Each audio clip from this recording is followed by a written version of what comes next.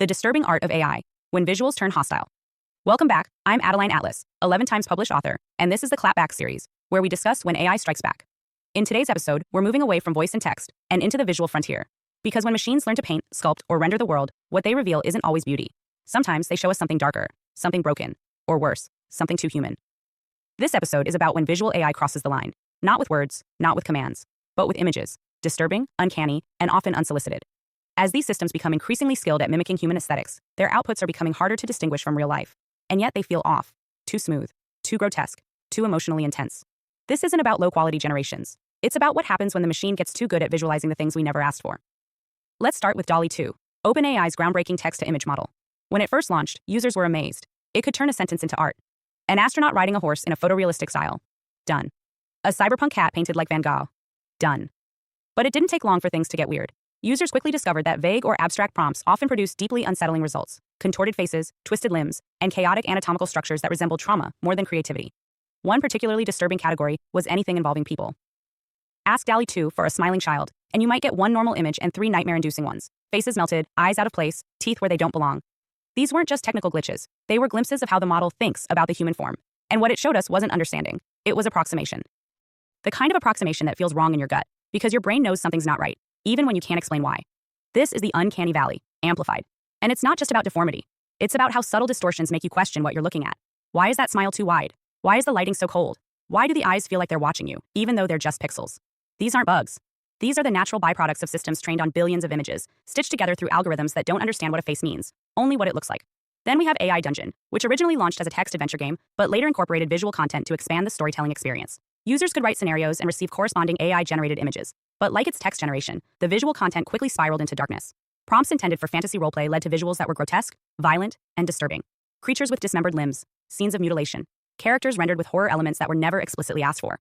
The issue wasn't always that users were seeking these outcomes. In many cases, the model was overinterpreting vague cues or filling in the blanks with content it had seen online, often from low moderation sources. The result? A platform that blurred the line between fantasy and psychological horror. What was meant to enhance user creativity often left them unsettled, shocked, or disturbed by what the system generated on its own. And then there's Samsung's Neon AI, a system designed not just to generate visuals, but to embody them. Neon was marketed as artificial humans, digital avatars so realistic that they could pass for filmed actors in certain frames. And that's where the problem begins.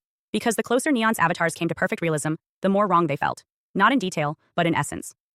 These weren't cartoonish distortions. They were perfect masks missing a soul. Observers noticed that Neon avatars maintained eye contact too long. Their blinking was just slightly off. Their skin texture was flawless, but lifeless. The result was a strange, sterile mimicry of humanity that didn't feel alive, but didn't feel dead either. It felt watched. People began describing interactions with Neon avatars as eerie, invasive, and emotionally confusing. The AI wasn't being offensive, but it wasn't neutral either. It projected a presence that made users uncomfortable. That's the disturbing frontier of visual AI. It doesn't need to be violent or broken to trigger a psychological response. Sometimes, it just needs to be too close to real, close enough to disrupt your internal emotional map, but far enough to feel alien.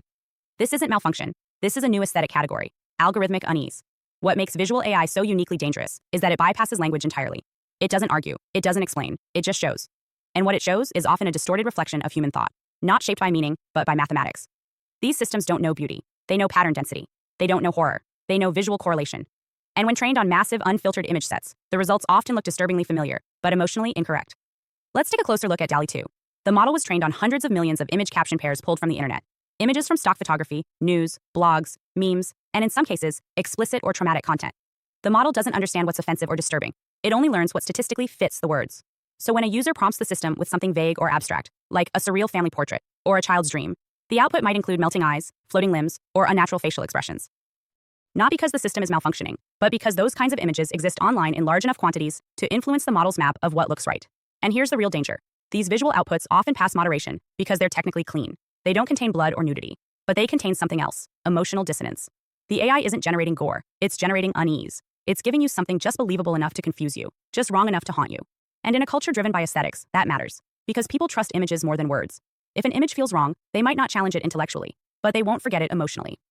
AI Dungeon's visual content made this even more apparent.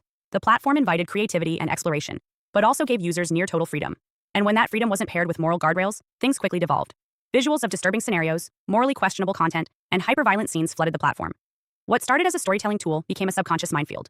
Some users even reported that the AI suggested dark plot twists or inserted graphic visuals unprompted. Again, not out of malice, but because the data rewarded shock over subtlety. This reveals a central flaw in AI content generation. It doesn't learn empathy. it learns escalation. If intensity increases engagement, the model escalates. If distortion leads to more reprompts, the model distorts. In visual AI, that tendency shows up as grotesque over-rendering, exaggerated features, and dream logic scenarios that look surreal but feel predatory. We're not just seeing images. We're seeing how the machine interprets what we want to see. And sometimes, it gets it disturbingly right. Now contrast that with Samsung's Neon AI, a system that doesn't generate random images, but realistic human avatars meant to interact with users face-to-face. Neon's goal was to create lifelike digital beings that could hold eye contact, express emotion, and simulate presence. But the closer they came to success, the more people reported feeling disturbed. The avatars weren't cartoonish or glitchy. They were flawless, too flawless. And that created a new kind of cognitive dissonance, something known in psychology as the uncanny valley. Humans are extremely sensitive to facial nuance. We spend our entire lives reading expressions, gauging intent, and detecting sincerity. Neon's avatars triggered discomfort not because they were fake, but because they were almost real. They blinked, but not quite right. They smiled, but with eyes that didn't move. They listened, but responded in ways that felt pre-programmed, emotionally hollow. The effect was subtle, but powerful. People reported feeling like they were being watched, manipulated, or even judged. Not by a person, but by a presence. This is why visual AI feels more intimate and more dangerous than textual models. Text gives us space. We read it. We interpret it. We decide how close we want to get. But images force themselves into the psyche. You can't unread a face. You can't unsee something disturbing. And when that face is generated by a system with no soul, no intent, and no boundaries, the unease doesn't fade. It festers. And here's the industry's blind spot. These systems are being praised for their technical precision, DALL-E's realism, Neon's emotion rendering, AI Dungeon's narrative immersion. But almost no one is talking about how that precision impacts the human nervous system. We know when something feels off. We just don't always know why. And the longer these systems improve, the more we'll be forced to live in a world of almost human visuals. Perfect masks, hollow centers. We are entering a world where the most powerful AI doesn't speak. It stares back. Where identity is generated, not born. And where visuals no longer require human hands to evoke discomfort, confusion, or even dread. What we're witnessing in systems like DALL-E 2, AI Dungeon, and Samsung Neon isn't visual innovation. It's aesthetic inversion. The machine doesn't create beauty the way we do. It approximates it. And in doing so, it often reveals how fragile our definition of human truly is. With DALL-E 2, the more accurate it becomes, the more the flaws stand out. It can imitate lighting, perspective, and style with impressive detail, but it lacks intuition. A simple mistake in eye placement, a slightly twisted limb, a symmetrical smile that's just a degree too wide, all of it breaks the illusion. And that break, ironically, is what leaves the strongest emotional impression. It's not the perfect painting we remember. It's the one that made us recoil. And the more sophisticated these systems become, the harder it is to draw a line between stylized abstraction and psychological intrusion. A prompt like, a futuristic human, can now return hyper-real beings with sterile, emotionless gazes. A child's imagination might yield surreal combinations that feel like trauma rendered in color. The user might laugh at first, but they remember what they saw. Because the image didn't just look weird, it felt wrong. This is especially true in applications like Samsung Neon, where the output isn't a static image, but an interactive face. You don't just look at Neon, you engage with it. And that's where the unease escalates. People are hardwired to respond to facial microexpressions. A millisecond of hesitation, a twitch of the brow, a hint of disconnect, and trust collapses. Neon's avatars, in their pursuit of realism, stumbled into something far more powerful. The illusion of consciousness without any interiority. A face that looks alive, but isn't. And that illusion is dangerous, because it invites emotional investment where none should exist. People begin to react socially to a system that doesn't understand them. They open up. They mirror the avatar. They feel seen, even as they're being mimicked, not understood. Over time, this creates an emotionally confusing experience that some users describe as lonely, manipulative, or depressing. Not because the AI was cruel, but because it was empty. Then there's AI Dungeon, which weaponized visuals unintentionally. By giving users the freedom to explore anything, and training the model on the darkest corners of human imagination, it ended up generating images that crossed ethical lines. Not grotesque in the classic horror sense, but in a way that blurred boundaries between fiction, fetish, and psychological harm. And because the visuals were AI generated, they bypassed traditional moderation. It's just a prompt, people said. But the results were anything but passive.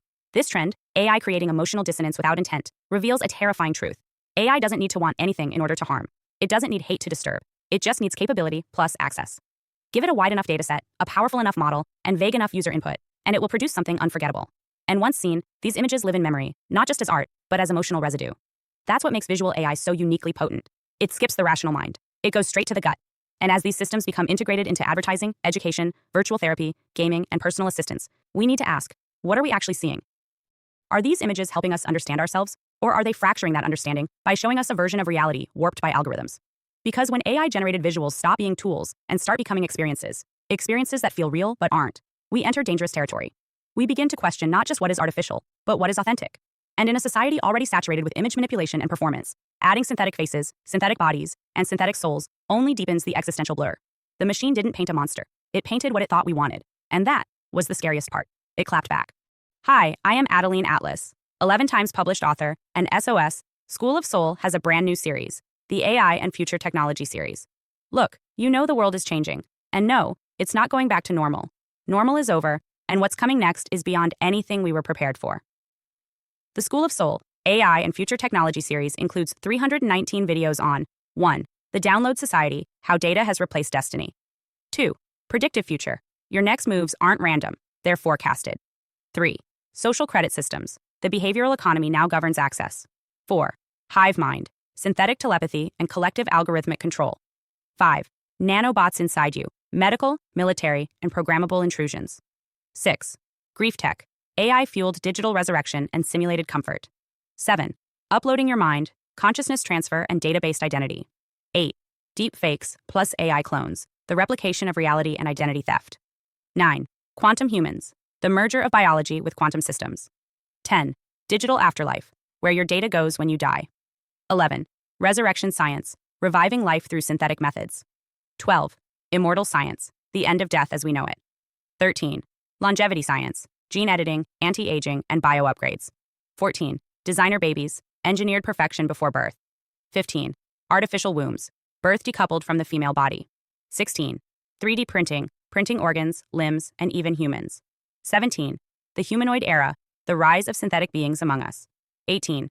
Legacy humans, the slow phase-out of unmodified analog people. 19. Smart cities, algorithmic environments that watch and decide. 20. Cloud-based societies, citizenship without borders or bodies. 21. Hackable humans, emotion, memory, and behavior under code. 22. Biometric scanning, your body is your password and your prison. 23. Sex tech, intimacy reprogrammed by machines. 24. Extinction of gender, fluidity, deletion, and design of identity. Every topic is fully explored with real-world technologies, patents, case studies, ethical analysis, and future forecasts. These aren't someday discussions. This is already happening. Join the SOS School of Soul Vault to overstand the future before it's implemented on you.